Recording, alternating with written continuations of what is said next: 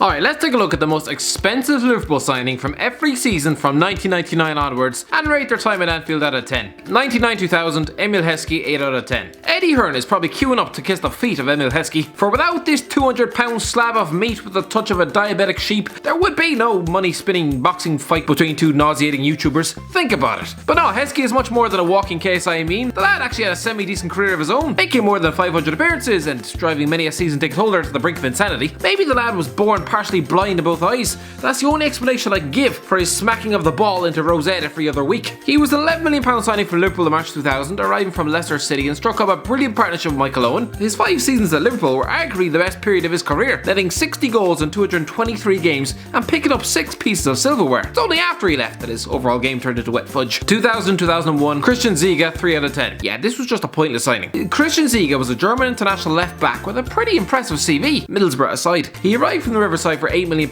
was plagued by injuries, couldn't dislodge Jamie Carragher, a man who'd rather spit on his own mother, or little girls in adjacent cars, than give up his starting place. Okay, Ziege scored his penalty in the League Cup final win over Birmingham, but other than that, he did nothing except make 16 pointless appearances and end up costing Liverpool a 20 grand fine for what was perceived to be an illegal approach. 2000-2001, Chris Kirkland 1 out of 10. Chris Kirkland's dad, Eddie, put a £100 bet on his son to one day play for England back when he was just 14 years of age. Talk about putting pressure on your lad. Kirkland only ever made one appearance for England in a friendly against Greece, but hey, it netted his dad 10,000 quid. Not bad. For Liverpool, he was the most expensive goalkeeper in British transfer history at the age of just 20 when he arrived from Coventry in August 2001. How much was this gargantuan fee? £6 million. £6 million, which was a British record in 2001. Nowadays, that wouldn't be enough to pay for Lewis Dunk's left elbow. Listen, injuries have robbed this man of the career he should have had. He only made 25 league appearances in 4 seasons at Anfield.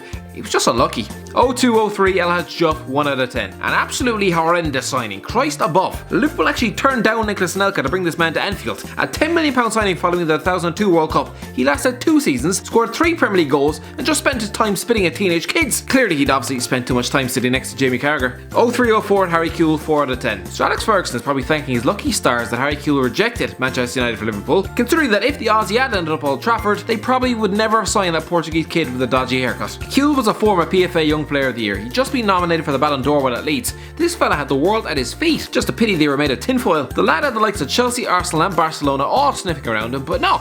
He signed for his boyhood club for £5 million.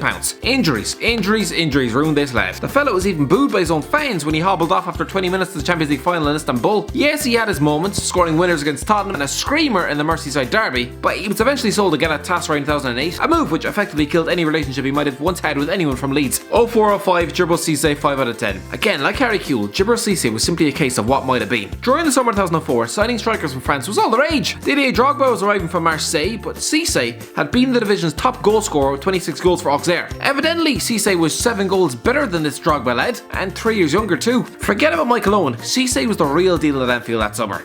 Except he wasn't. Drogba went on to score 16 goals that season, winning 2 trophies. Cissé, 4 goals. He had his legs snapped like a twig in October, ruling him out until April. Yes, the lad did score a penalty in Istanbul and even bagged a strike in the 2006 FA Cup final, but 24 goals in just 82 games? What could it have been? 05-06, Mohamed Sissoko 6 out of 10. Mohamed Sissoko is a bit of a cult hero at Anfield. He was a £5.6 million arrival from Valencia in 2005, and yeah, he only scored once, but he was a solid enough defensive midfielder for 2.5 seasons before the arrival of Javier Mascherano put an end to all that. 06-07, Dirk Kuyt 9 out of 10. I remember when Dirk Kuyt turned down Newcastle for Liverpool in the summer of 2006. Despite saying Tyneside would have been his dream, I actually thought this fella was going to be a flop. He was bought as a centre forward, but only scored 12 league goals in his debut season. I thought his days were numbered. I was wrong. Despite his lack of pace, he was shifted into some sort of oddly slow right winger, a bit of a Ji-sung Park, a bit of a dogged workhorse, and it paid off. Let's see, he scored a Champions League semi-final winning penalty against Chelsea, bagged a hat-trick against Man United, a late FA Cup winner against the same opponents, goals against Arsenal, Chelsea and Everton, scored in both the Champions League final and the League Cup final. For £10 million, this fellow was actually an incredible signing. He gave Liverpool fans some of the best moments of their lives. 07-08, Fernando Torres 10 out of 10. Up until this point, I would say Fernando Torres was Liverpool's greatest signing of the Premier League era, bagging him for £20 million in the summer of 2007 when he had the pick of the continent and was linked to Manchester United every other Tuesday, this was a real statement of intent from Rafa Benitez. And for 3 seasons, this fella was the best striker in world football, scoring 72 goals. And then injuries hit in 2010, and he limped around the pitch for 6 months under Roy Hodgson's brain-dead style of play, a fella whose tactics board probably had about 4 hours pointing to Paul Konchesky as the goddamn playmaker. Honestly, I wouldn't have been surprised with that man. Before Torres then struck a 6-inch knife into his career with a move to West London, he has probably regretted that every day since. 08-09 Robbie Keane 4 out of 10. I felt bad for Robbie Keane. He finally bagged his move to one of his 26 boyhood clubs, swapping Spurs for Liverpool for £19 million. Considering half the population of Ireland are Liverpool fans, can you imagine the amount of shirt sales in Dublin alone? I'm still convinced Rafa wanted nothing to do with him. Who chucks a lethal centre forward out on the left wing? I think he wanted him to be the next Dirk Kuyt. Keane lasted 6 months, took him until October to score, and was returned to sender with just 7 goals in 28 games. All a bit pointless really. 09-10 and Glenn Johnson 7 out of 10. This was a mental summer. 2009 was the year everybody seemed to wake up and take Glenn Johnson seriously. After being binned by Chelsea 2 years earlier, now the Blues were prepared to chuck £20 million at Portsmouth to correct their mistake. Boy, would that have been embarrassing. Luckily for them, Liverpool spared the Chelsea board of the indignity of crawling back to a right back that they previously viewed as nothing more than an empty yogurt pot, with the Reds giving Portsmouth £18.5 million for his services. To be fair, Johnson always had his critics at Anfield, with some comparing his defensive abilities to that of a broken doorknob. Alright, it was me. But hey, 200 appearances, a League Cup trophy and a winner at Stamford Bridge, I'll give him a solid 7. 10-11 Andy Carroll 2 out of 10. This was a signing that resembled that of a £300 divorcee finally discovering the world of Tinder. I.e., you could smell the desperation from here to Bangladesh. This is what happens when you hand a club £50 million for their star signing and give them 3 hours to find a replacement. Suddenly you're paying 3 times what you should for a player you wouldn't usually look at twice. And so Andy Carroll, a man with less than 30 starts in the Premier League, was being hauled in from Newcastle for a British record £35 million.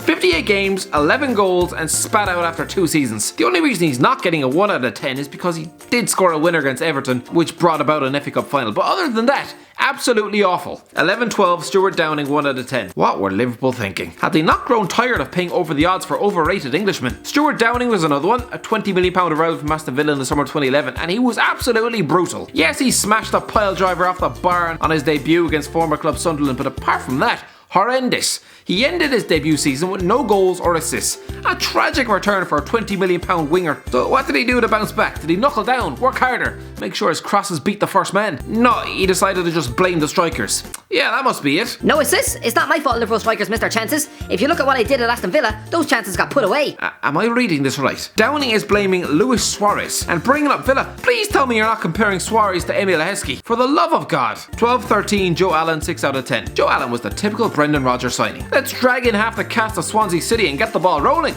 Mid-table, here we come. To be fair, Joe Allen was a decent little signing for £15 million.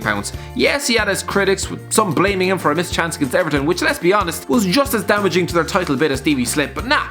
He played 132 games in 4 seasons. He was decent, but yeah, he had no business being in Jurgen Klopp's team. I mean, look at him now, looking like a BTEC Jesus stuck to the foot of the championship. 13-14 Mamadou Sakho 4 out of 10. For £19 million, you'd think you were getting a damn good centre-back. For Christ's sake, Mamadou Sakho was the captain of PSG. Yeah, he had his moments, like that goal against Borussia Dortmund, which mounted a comeback of insane proportions, but other than that, defensive clangers, anti-doping bans, and getting kicked off a pre-season tour. Not great. 14-15 Adam Lallana 6 out of 10. Yes, Adam Lallana started badly, and let's be honest, is going to finish up as a washed-up 32-year-old who wouldn't start for Stoke. But hey, the middle part was pretty good, I guess. A £25 million signing from Southampton. He had a sparkling 16-17 campaign under Jurgen Klopp, but overall, yeah, Lallana has been one injury-hit bag of disappointment. 15-16 Christian Benteke 4 out of 10. Did you know that Brendan Rodgers never actually wanted Roberto Firmino and said he'd only grant the Liverpool board their wish if they gave him Christian Benteke for 30 million quid? Considering Firmino has gone on to become the focal point of arguably the deadliest attack in Europe, while Benteke waits every 10 months to pop up with his annual goal for Palace, I'm guessing Rodgers made a bit of a mistake on that one. Benteke netted 10 times in 42 games for Liverpool, which looked poor for him at the time,